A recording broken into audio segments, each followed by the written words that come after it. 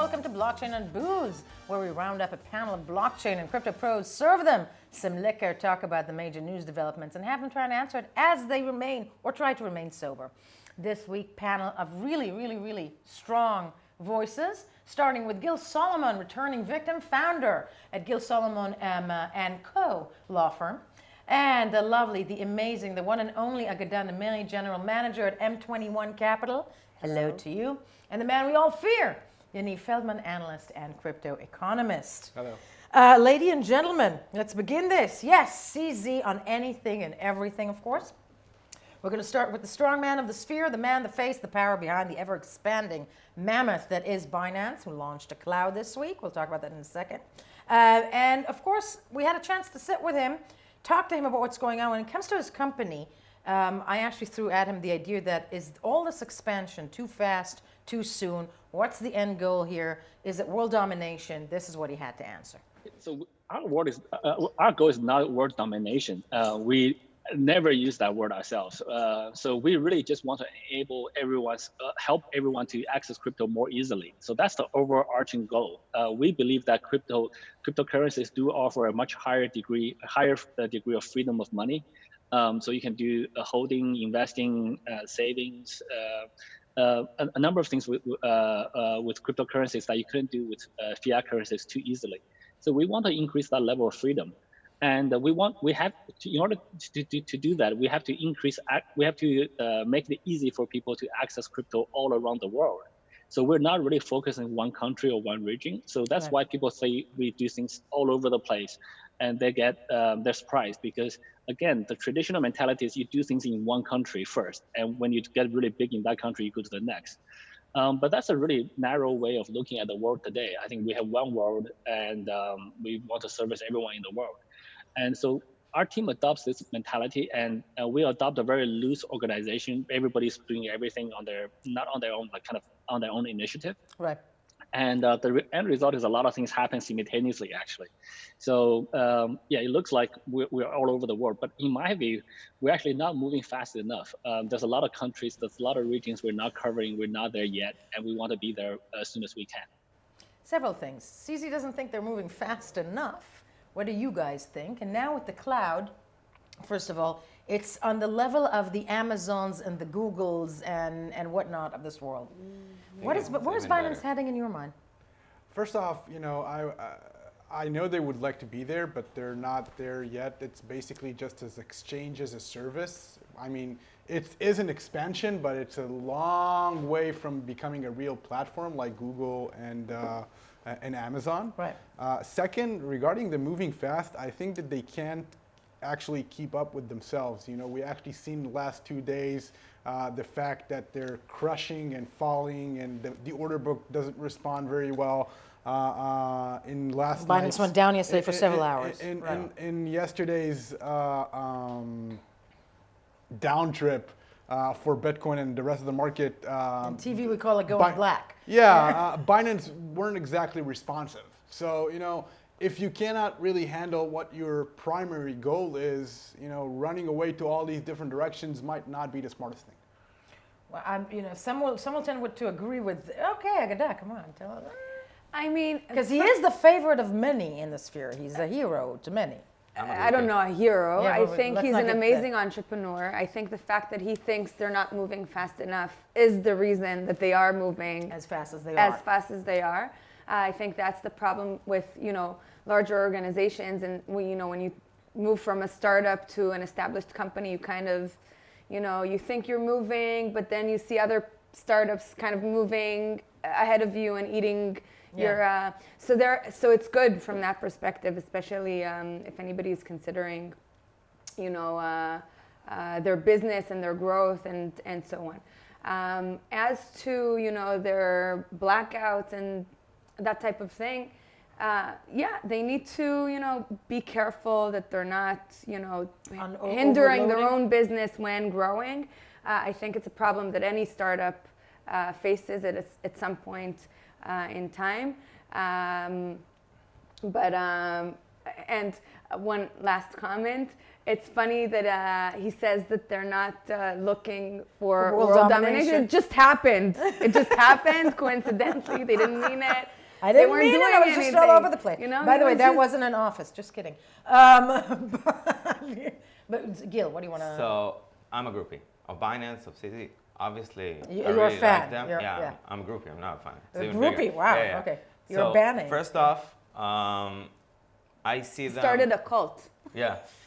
No, I'm seeing him as a visionary, and him seeing it as not moving fast enough while the company is indeed relatively Expanding to the rest of the every single market. week, yeah. Exactly.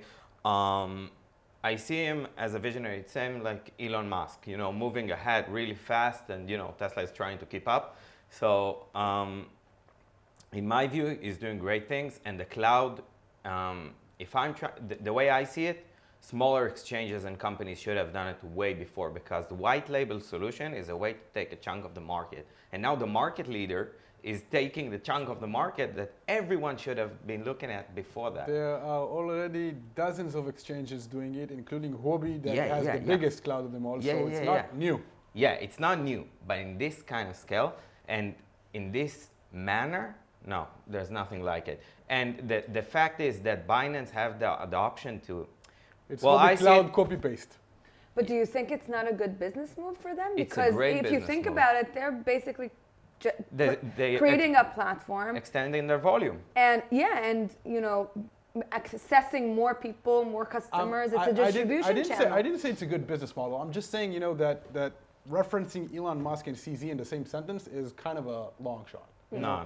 I don't want to take anything away, because he is a great entrepreneur, but he is not innovative. He didn't invent anything. No, he didn't invent anything. He saw things Zuckerberg that work. didn't invent anything either, and He he's saw probably one of things- the He best. executes. He executes He saw really things.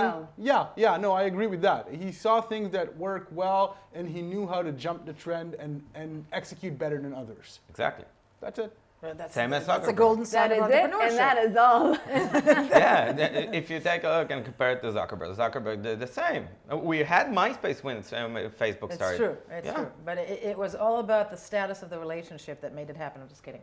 But that's it. It didn't stop with them. With his, with CZ saying that they're not looking to dominate the world. We touched on many other things, and seeing that, all of us are sitting today again.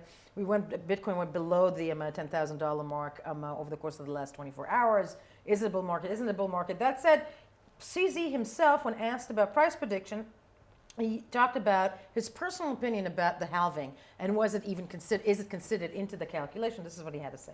I personally believe the halving have not been priced in, just looking at price, but this is a personal opinion. I could very well be wrong. The halving should have a couple of different impacts. Historically, we've seen the halving do impact price positively. Historic events does not necessarily predict future events, so don't take that too literally. But there's there is a psychological level to it as well. It will cost miners almost double to produce a Bitcoin. In a sense, and psychologically, those guys will be unwilling to sell below that price. So we will see. So there's a psychological level to that as well.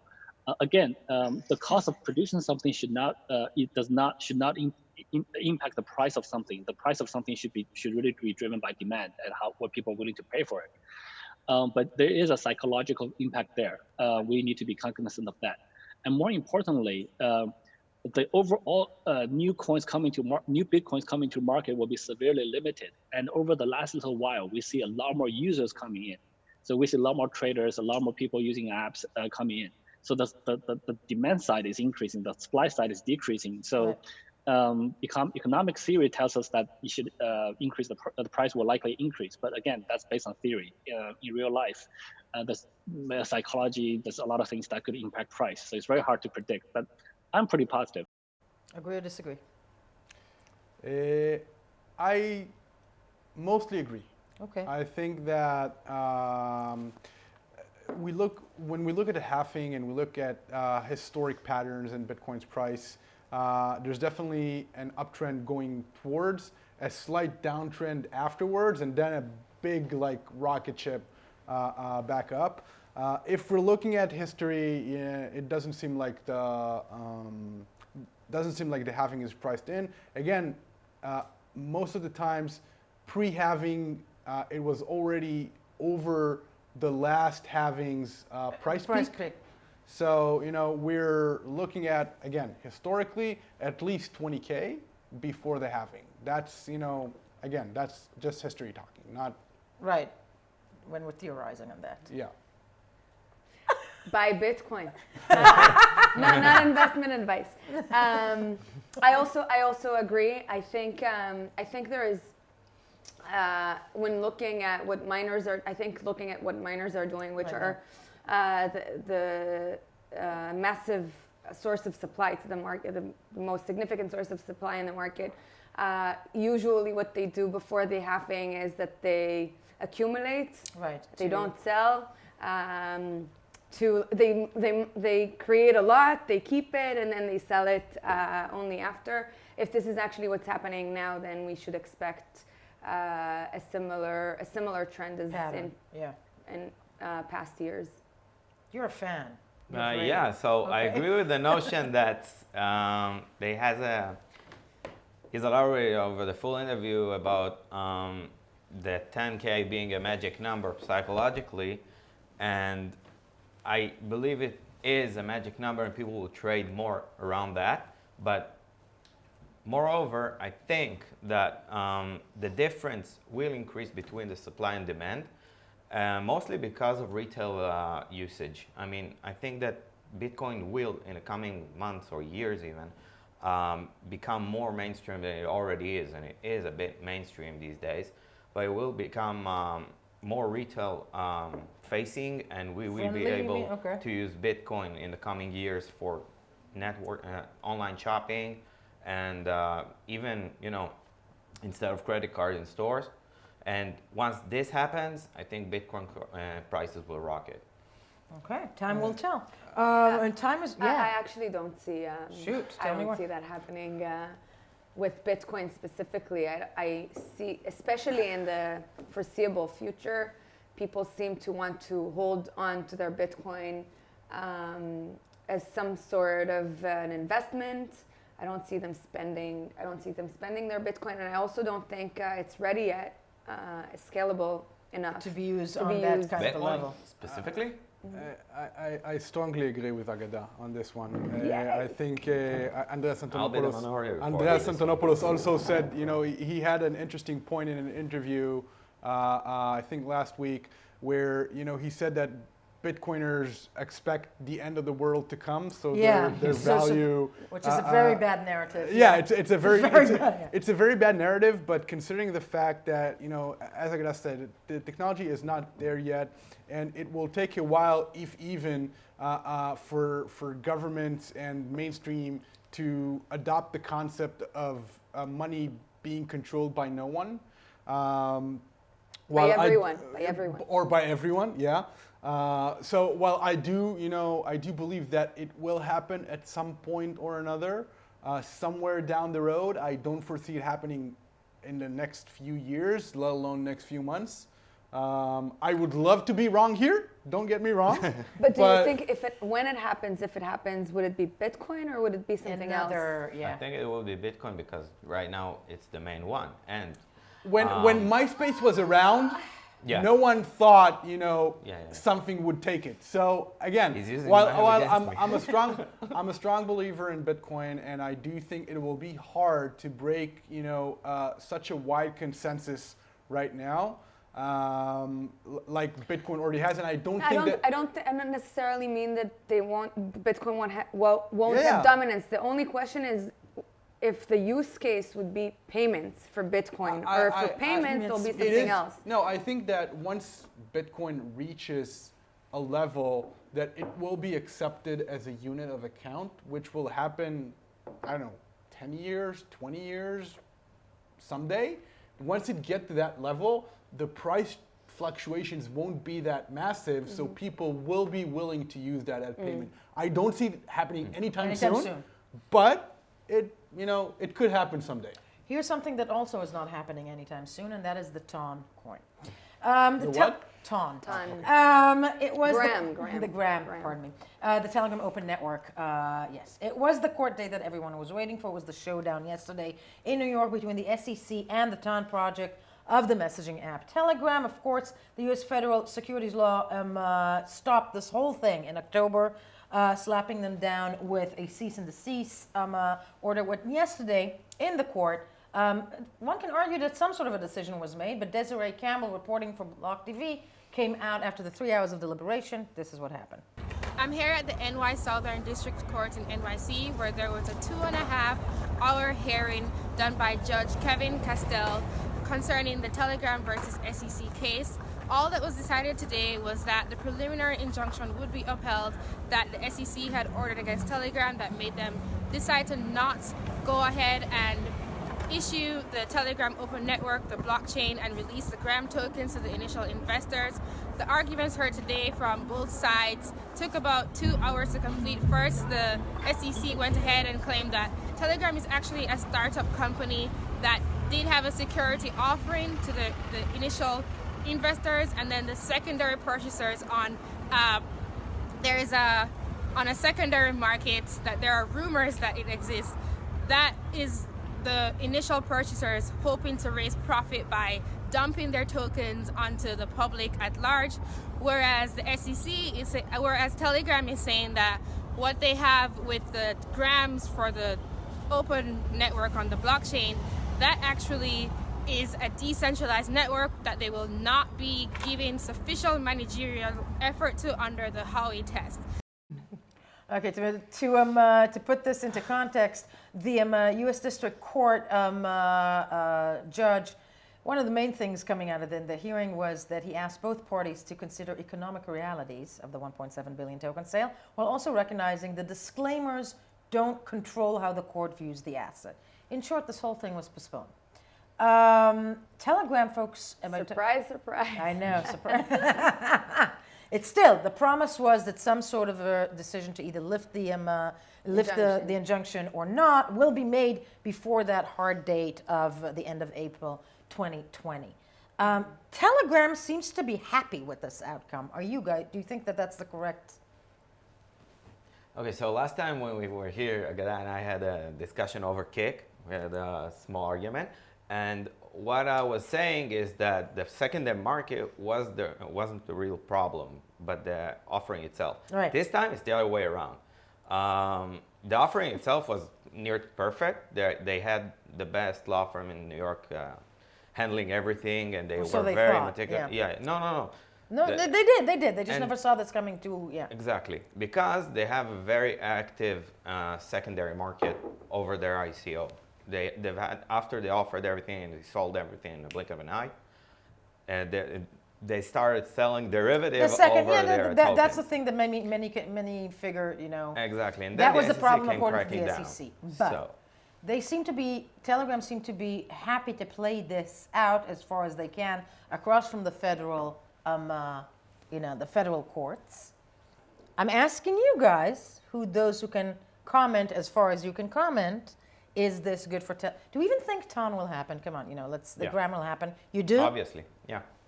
And they're going to have a fight over it. Eventually, they're going to settle over a fine. I should not be making you drinks. I'm just kidding. You do think it's going to happen? Yeah. Okay. They're going to settle over a fine. Naturally. Settle over a fine. That's what EOS did, the company. I know. EOS settled with a $20 million. $24 million. $24 million fine. So I think that it's going to be bigger than that, because the SEC is starting to, To realize what's in stake? Yeah.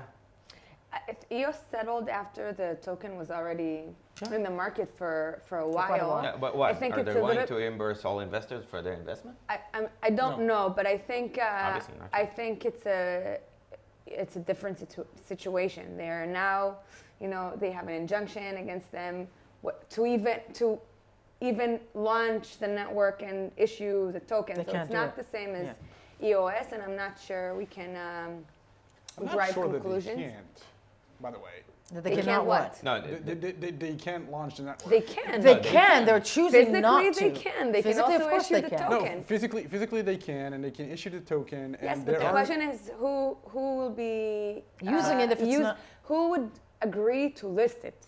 Which exchange would say, okay, all of this is happening. Your friend CZ will. We asked CC about it as Okay, well. what did he say? He said it needs to pass all the legal okay. hurdles, and then he'll happily Okay. be compliant, and then he'll So happily that's the list it. question. I mean, they can And issue that's exactly tomorrow. it. They can Yeah. issue tomorrow. But who they will can list give you it the if token. it's not And who compliant? would list it? And if nobody would list it, and It's worth nothing. they're not It's implementing such a it, volume already and they're- being sold. I don't think it's even a consideration.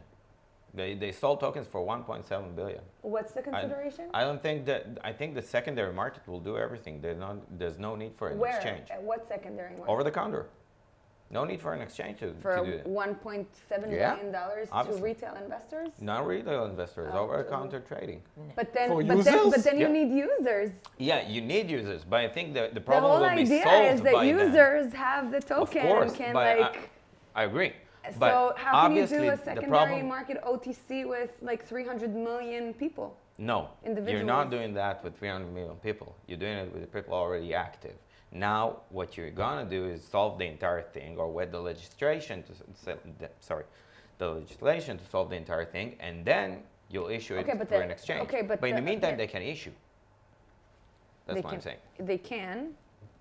They can list it on the McAfee exchange. They can create their own exchange. Huh? They can Yeah. like Yeah, create their they own can. exchange and list it. And Using Binance Cloud. Using there we go. But come on, Yeah. I mean, I don't think that's the road they will be taking. No. I don't if think they wanted to take this road, then they would. they would have taken it before. Exactly. They are playing the game along with the SEC. Hoping for a Which good is why outcome. I think they're going to settle on a fine. Hoping for a good outcome. And what does it mean, though, going forward for other projects at this point in time? We saw late yesterday that Enigma, which is an This is Israeli true. ICO, also settled with the SEC. We are seeing that the SEC guys are actually moving forward in time, starting from 2017, 2018. Like it's on their list. And along the way, they're gonna get to pretty much everyone that has been active in one way or another in the U.S. I mean, it's not good nor bad. I think it's just the system doing what it's supposed to be doing. I think that a part of the process of them going after companies and trying to, I wouldn't call it regulate the space, but trying to figure out what's the right way to work with these things is also a process where they learn things. There's Hester Pierce. And I was up to ask you because how does this relate? Then Hester Pierce coming out about 2 weeks ago talking about a safe harbor. Yeah. Okay. How does that configure into that? Although I have to say, I always feel like she's the, we say that she's like The crypto mom, yeah. no, not the crypto mom, but the token positive one at the SEC. The token. Yeah. The token, exactly. Rather than, but nobody takes her advice. So again, she Yeah. is one of 5, and that already is something. And I think that, again, what she is displaying is also again a part of the same process. I think that if there weren't those ICOs that the SEC would have gone against and sued or investigated and all these other things. And in some cases, rightfully so. Yeah, and I think that they wouldn't come to a place where they understand that they need this kind of framework, Right. whether it's her or Michael Bloomberg. Hey, with we're his getting to framework. hold on with Michael Bloomberg. I think that the U.S. regulatory ecosystem is in a learning curve, and the more they go through more ICOs and operations, they're learning how to process it. Do you guys feel it's correctly. been accelerated a little bit over the course of the last Few weeks. Yeah. months, I'd say? Linearly so. Linearly so. I want to take us back a little bit, though, to the neck of the world that we're sitting in. That would be the Middle East, in a different corner of the world, so to speak, from the States. Israeli Attorney General Avichai Mandelblit, as we all know, stated yesterday that banks could no longer deny services to firms involved with cryptocurrencies. During the 2019, a number of Israeli banks just froze accounts. I don't need to tell you guys. And his line was, instead of a blanket ban, banks must closely examine each case to each case. How much of a victory is this, first of all? Should we go salute? No. Okay, why? Tell Naturally me. not, because the Attorney General has no jurisdiction over banks, none whatsoever. It's merely a recommendation, and the Division of Supervision over Banks in the Israeli bank, in the Israeli Central Bank, is the one regulating the entire sector, and they actually took the opposite opinion. However, since he was so decisive in his opinion, they gave the banks, the 5 major banks in Israel, 120 days to form a policy. Now, the policy is great. Why? Because it's actionable. And then we can sue them or go to court against any other. The problem is with Israeli banks, let me take it back a bit back, is that right now there's no clear policy. They just say no.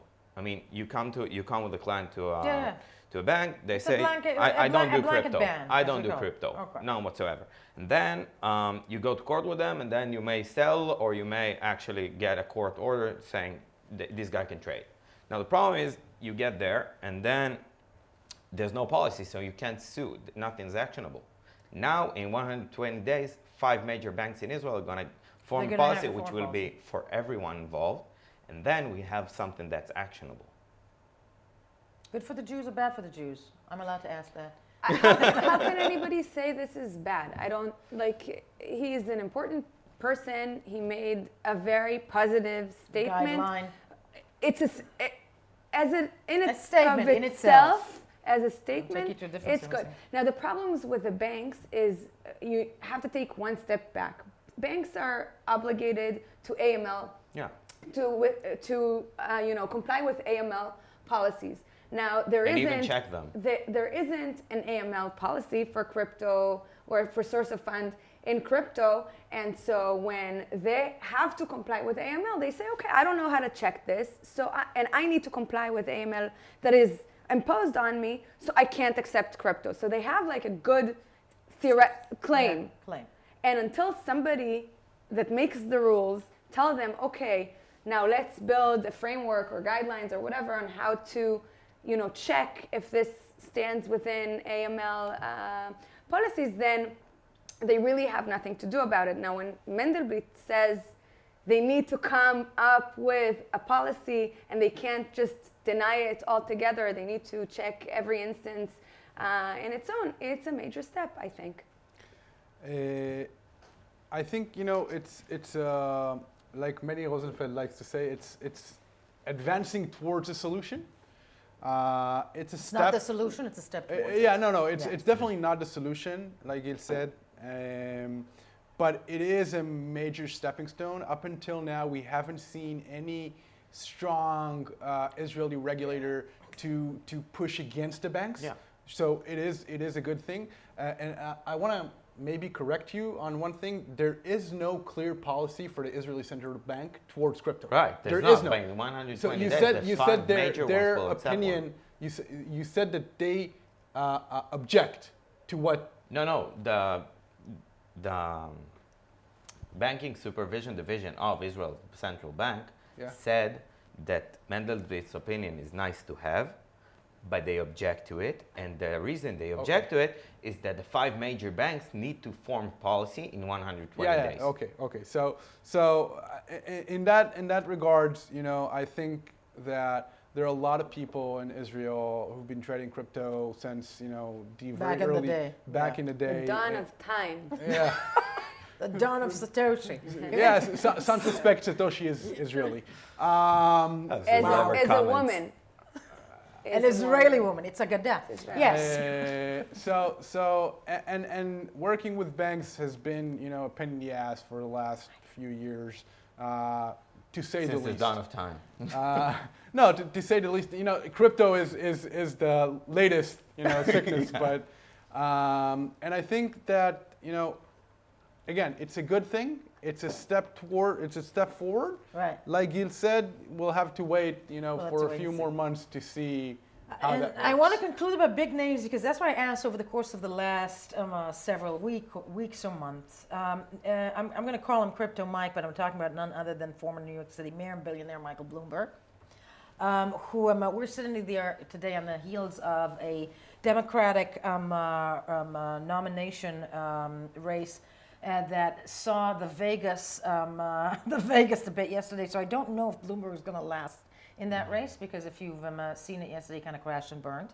But as Mr. Bloomberg launched his political campaign, he also brought out a financial platform reform or plan in which he specifically addresses cryptocurrencies. This is way more than Andrew Yang just going and saying that he likes the technology. And to quote that plan that was released at the beginning of the week, cryptocurrencies have become an asset class worth hundreds of billions of dollars, yet regulatory oversight remains fragmented and undeveloped. For all the promise for blockchain, Bitcoin, initial coin offerings, yada, yada, yada, of course, we need to check criminal fraud activity, but Bloomberg's plan recommends clarifying which agencies are responsible for overseeing the space, creating a framework to clarify when tokens are securities, protecting consumers, et cetera, but taking it all so very, very seriously. New Dawn? Basically saying everything that everyone said so far But and it's nobody has been doing. Yeah, but don't we need people like that to say that, love him or hate him? This is a wheeler and dealer in the American financial sphere. This is Michael Bloomberg, folks. This is not Andrew Yang. We live in the age of... I'm saying, you know, a lot of people say that we need this. No one is actually doing anything about it. So again, he's a presidential. A lot of people that are running for office say they're going to do a lot of things and then end up not doing any of them. That's like a given. And most of them, of course. That's like a given. But when they run and they put that on the agenda, I can put on my sports shoes and run as well. So it doesn't really, you know, I give a lot of credit to Bloomberg, but I actually think it's a positive thing. He's a very important person, influential in the American economy and financial system. Yeah. He cares enough about this to include it in his like written agenda and proposals and reform. Whereas in the past I would have said, you know, it's campaign and Americans have other things that they care about and blah, blah, blah. I'm rethinking this because if they didn't at all care about this, then why include it? I mean, you don't expect people to read endless amounts of information. So out of everything that he could include in whatever number of page document it was, he chose to refer to this. I think it's on the 9th page of a 9-page document. But still, but it's a 9-page document. It's a 9-page document. It's not a 1,000-page document. If you pass page 1, good for you. Still, it was trending not just within the sphere in that respect. Plus, at least I'll venture to say I don't think top he's getting of mind the of people to be referred to. It's an indication. I think it's a recognition of some sort because that's the first time I've ever heard someone that's even related to the Democrat Party that I actually appreciate something he says. But getting out of politics aside, I think that's an understanding and it's an indication that they start to recognize that crypto is becoming a real thing. It's not becoming, I mean, just from the line, it's not just becoming that crypto is a real thing and they can't. And this is Bloomberg, guys. Bloomberg is... Yeah. I'm still shocked that the world survived after 4 years with Trump. Wait till the next 4. Politics aside. But politics aside, maybe that. And you know, and don't be so optimistic. Lady and gentlemen, I want you to raise your glasses. You have been fabulous. Michael Bloomberg may not be the Democratic nominee, but here he said the word cryptocurrency. This was Blockchain and Booze on this February week, and we'll be back. There you go.